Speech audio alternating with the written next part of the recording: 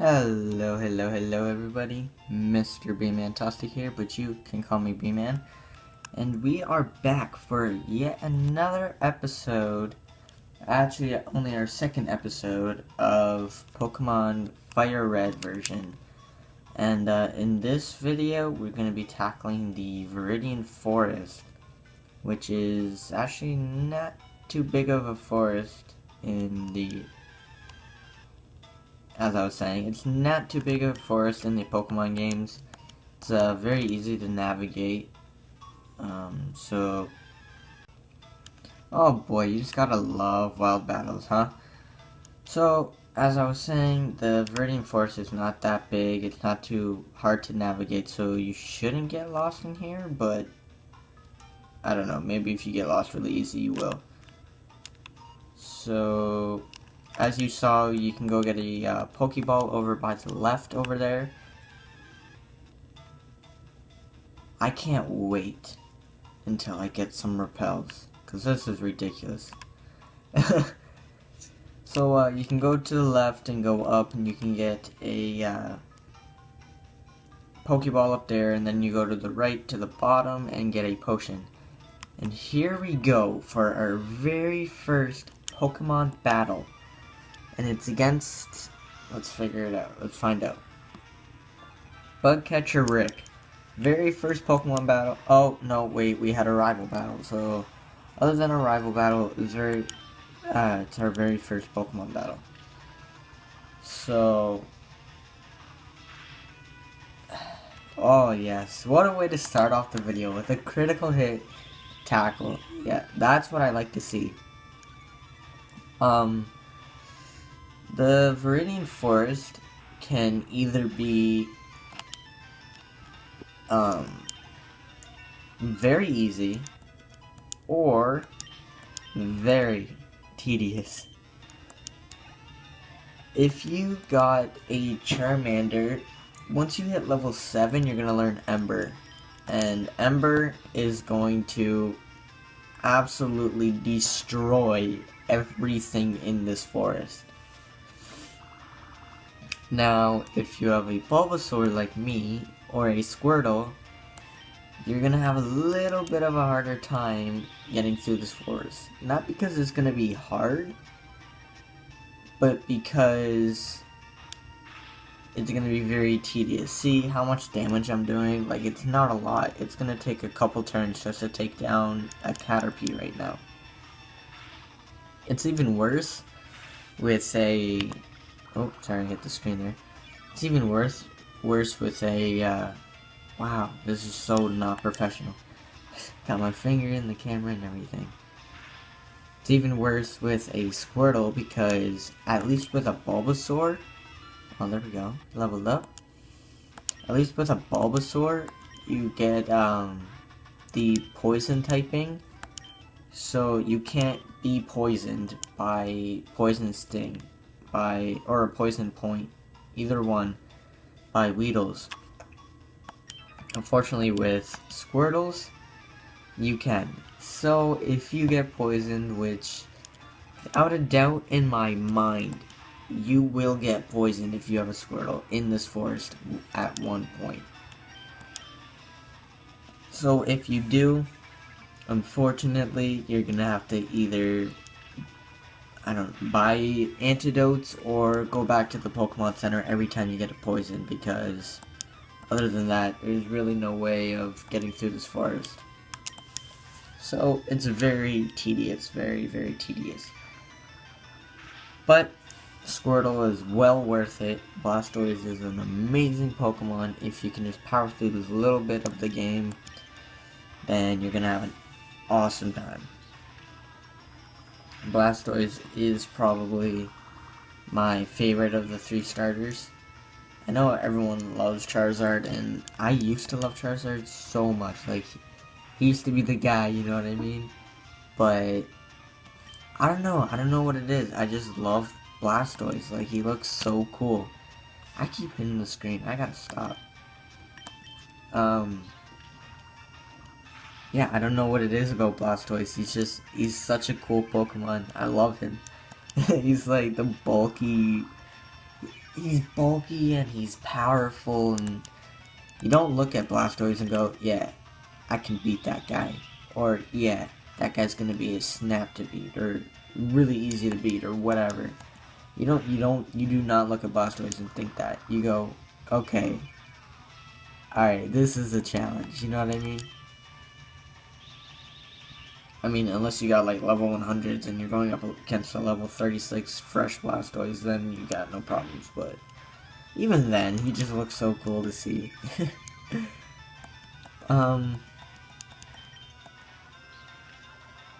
So depending on how long these battles take, after this trainer, I'll probably just speed them up, because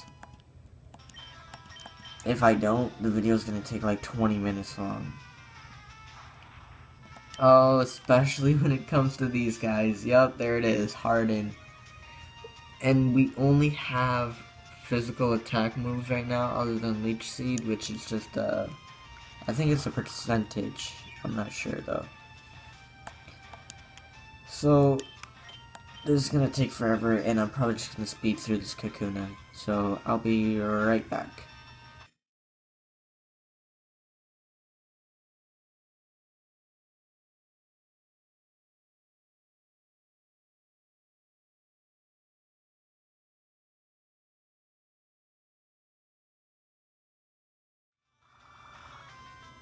Alright, looks like we're about to knock it out here. Yep, there it goes.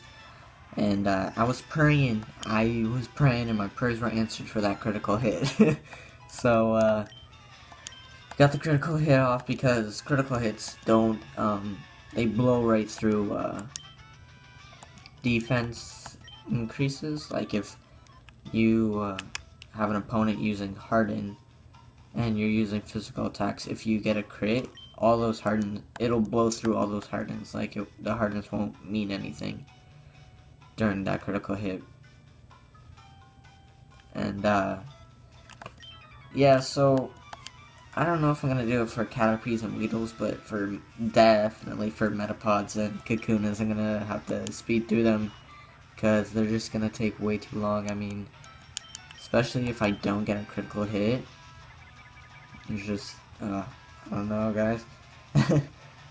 So that's what I'm gonna be doing. I'm not sure what to talk about, to be honest.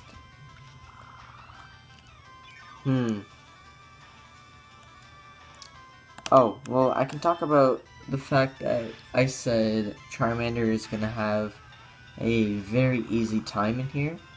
And while that is true, Charmander will definitely be your best choice to, if you want to powerhouse through this this forest. He would be your choice. But as soon as you come out of the forest, you kind of just go right back to the bottom of the food chain when you verse Brock, because all his Pokemon are ground and rock type, which are both very effective against Charmander. Excuse me, sorry.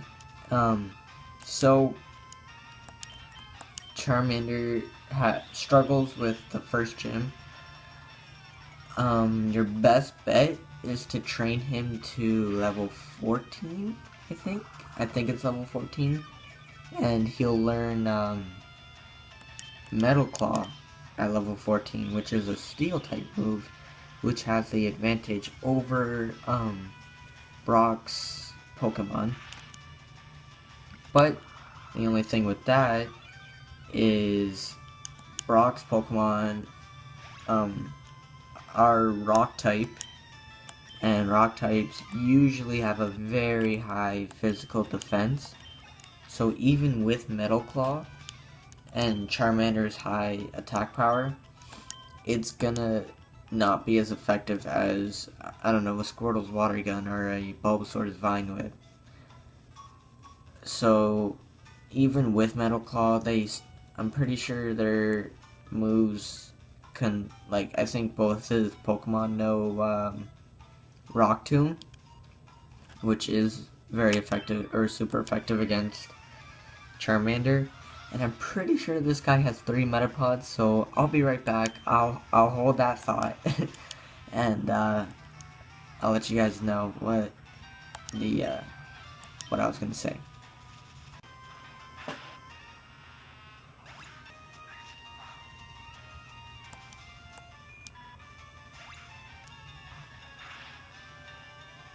Okay, and I'm back. I didn't expect that critical hit, but I will take it nonetheless.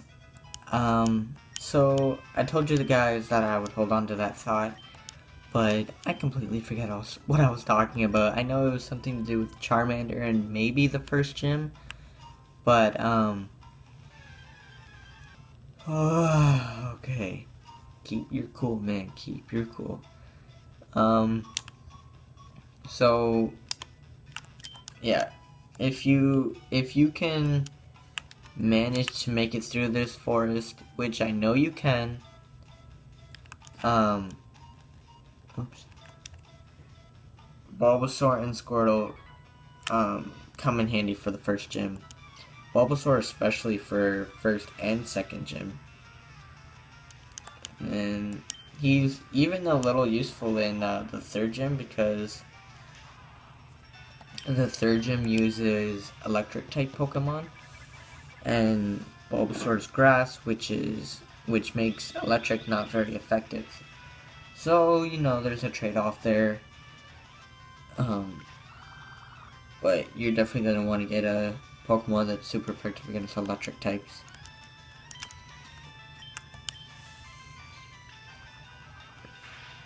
And I think this is actually the last Pokemon trainer in this forest.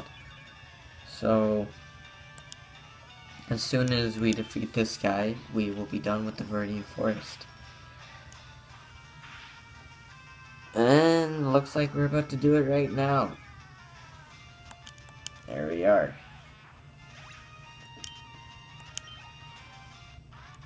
Didn't quite get to level 13, halfway there.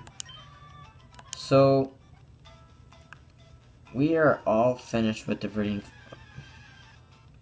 Dude, come on, I was literally 2 steps away from being out and you had to stop me. Leaving Viridian Forest, Pewter City ahead.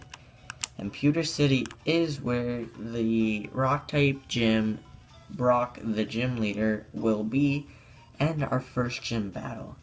So, I hope you guys enjoyed this episode, and I know for the next episode, we will be taking on the gym. I know that for sure, and I know we will be taking on somebody else that is a very big part of this game. So stay tuned for that. I hope that wasn't too much of a hint or a spoiler, but I hope you guys enjoyed again, and I'll see you next time. Bye bye.